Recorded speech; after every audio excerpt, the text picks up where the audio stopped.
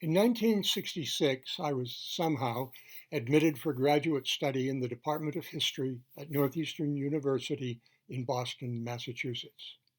I was also selected as a teaching assistant in Western civilization. I'd never been a particularly good student, but tried to commit myself to the academic life.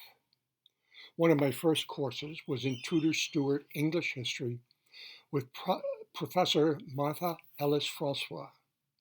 She was a fearsome woman, punctuating her presentations with seemingly endless Kent cigarettes. In preparation for my first midterm examination, I studied harder than ever before, admittedly a low barrier.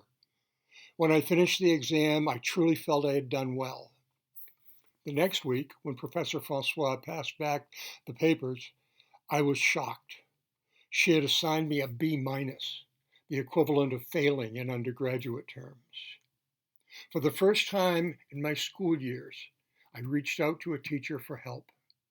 I sat down in her office.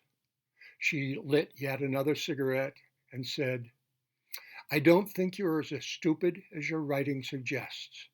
And if you want, I will help you to learn how to write a basic historical essay." And as we went over my paper, which looked as if it had been bled upon, it began to make sense, and from that point on, my academic career took wings. Professor Francois was my master's thesis advisor, giving generously of her skills and time. We even planned that I would go with her to England as her research assistant and begin my dissertation. And then, for many complicated reasons, I decided that I would not continue with my doctoral studies. The hardest point of that decision was when I went to my mentor and told her that my plans had changed. "Don't feel that you're a failure," she said. "Not everyone needs a PhD." And thus she gave me a final gift, the freedom to pursue the path which seemed right to me.